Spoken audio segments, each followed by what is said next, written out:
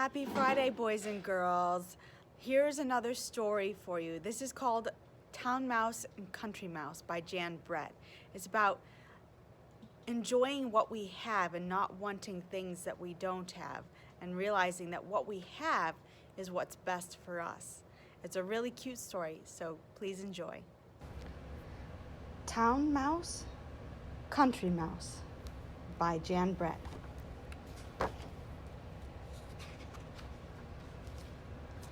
One morning, the town mouse woke up shivering from a dream about the kitchen cat who prowled the house. "I need a vacation," he said to his wife. "Let me take you to see the countryside where I was born. Life is quiet and peaceful there. The sun shines brightly every day, and the air is so clear that you can see the stars at night. And nothing will prepare you for the taste of wild blackberries." "Let's go right away," she said. So the town mouse and his wife packed a picnic and set off for the country. The country mouse and her husband were at their tree stump house, exhausted from searching for food and avoiding the hungry owl who lived nearby. "Sometimes I wish we lived in a townhouse where all the food you can eat is right there in the pantry.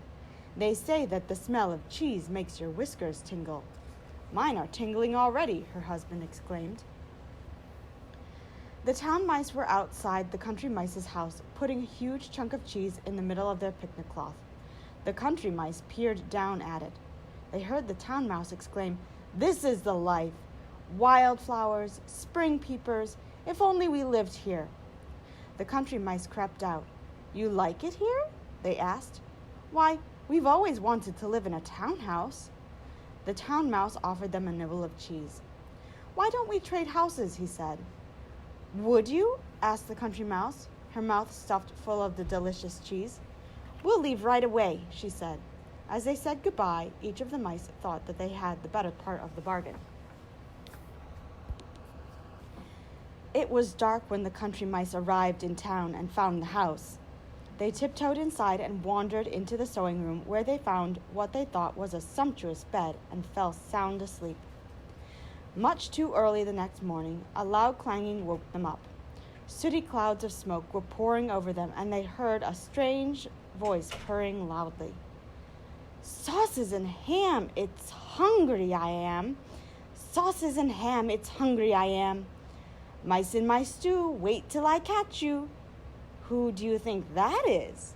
the country mouse asked his wife. The town mouse and his wife were up with the birds, ready to gather wild blackberries in the grassy meadow for breakfast. They could smell them. They just couldn't find them. As the town mouse's wife turned to remind her husband to remember the way home, she felt a large wet drop on her head. "What was that?" she asked. "Is the bathtub leaking?"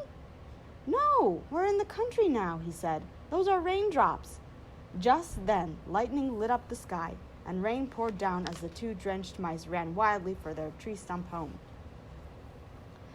The country mice were looking forward to their first splendid meal in the pantry. "I'm sure there is ham in the ice chest and rolls in the bread box, but the best smell of all is coming from up there," the country mouse told her husband. "It must be a fine old cheese. I'll climb on your shoulders and get it." But she couldn't quite reach it. "Stand on your toes," she called down. But just as she got a hold of the cheese, her husband lost his balance. The top slammed down, and she was left hanging by her tail. "Help me! Help me! I'm caught!" Back in the country, the town mouse had put on dry clothes. He was especially proud of his bright new jacket. "So colorful and eye-catching," he said to his wife. "Let's stroll in the forest. We'll come back loaded with acorns and hickory nuts." But their walk was soon interrupted. The town mouse's colorful coat was so eye-catching that it caught the eye of a curious blackbird, and as if his wife hadn't held him by his foot, he would have been carried off. Not far away in town, the country mouse felt his wife's silky tail. "Nothing broken," he said, but when he looked in her eyes, he saw how sad and discouraged she was. "I know something that will cheer us up," he told her. "Follow me." He had spied a small window up above the pantry shelves. Together they climbed higher and higher. When they reached the top, he rubbed away the soot, and they looked out at a piece of blue sky. "Doesn't it look like home?" the country mouse asked his wife. The town mouse stood quietly together after their awful blackbird scare. "I thought I had lost you forever," the town mouse whispered to her husband. They looked around. How still and peaceful it was now. The sun had come out and everything was glistening and green. "It is beautiful here," she said. "We should try to enjoy it." "I know," the town mouse said, "but I miss the sound of the town, all the hustle and bustle. Here I feel so alone." "And in our cozy townhouse, we knew what to expect," his wife added. The country mice knew to stay at home in a thunderstorm, and they knew what to expect from the hungry owl. But they soon found out that there were different dangers here when they discovered a tasty morsel of blue cheese sitting on a pine board. "It's time you take the cheese. I'm still shaking from being caught in the cheese box," the country mouse said. So her husband crept toward the cheese, whiskers trembling. As he reached it, his foot slipped and he heard a whoosh, followed by an enormous snap, and he was thrown across the room. He landed in a warm bundle of something soft and furry. The country mouse was shaking from his close call. "I can barely stand." He winced as his wife pulled him up and patted down his crumpled whiskers. It was then that she noticed the bundle on which her husband had landed was tipping and turning. It was alive. 2 green eyes snapped open. "Run!" she cried, getting a good look at it. "It's an owl with teeth!" The town mice knew how to avoid mouse traps set with cheese. But they soon found that the country had its own perils when they explored the river bank. Hand in hand, suddenly the water began to boil and churn, and a huge wet head popped up and stared at them. It was a river otter. The mice tore back to their tree stump home, only to find a hedgehog rolled into a ball in front of the door. Then they heard an animal crashing toward them through the underbrush. "I can't take this anymore," the town mouse quaked, and she raced for the nearest tree with her husband right behind her. From the tree, they could see the town lights blink on as the sun went down and the stars came out one by one.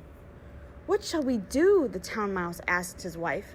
But before she could answer, she saw a pair of glowing eyes right beside them, and they were face to face with the most terrifying creature of all. "A cat with wings!" shrieked the town mouse. "That's it for me," his wife cried, and they ran down the tree and toward the town as fast as their legs could take them. As the town mice headed frantically along the road, the country mice were fleeing in terror toward the country. Their paths crossed, but neither saw the other. They were so frightened. Even the sky seemed to be falling down on them. The country mice didn't stop running until they could see their tree stump in the distance. The town mice kept on running until they reached their townhouse. The musty smell of old wood and smoke from the kitchen all seemed wonderful. Even the street sounds outside sounded cheerful and friendly. "There's no place like home," sighed the town mouse as he and his wife settled into the warm old slipper. "There's no place like home." Atop their cozy tree stump house, the country mouse and her husband looked up at a full moon shining down on them. They sighed happily. "We missed you," they said together. Back on the road, the cat and owl had knocked each other out when they collided head-on. The cat, slowly waking up, touched his bruised head gingerly. He looked up to see the owl brushing himself off. It was then that he had an idea. "Owl, how would you like to trade places with me? I've always wanted to try the simple life in the country." The end.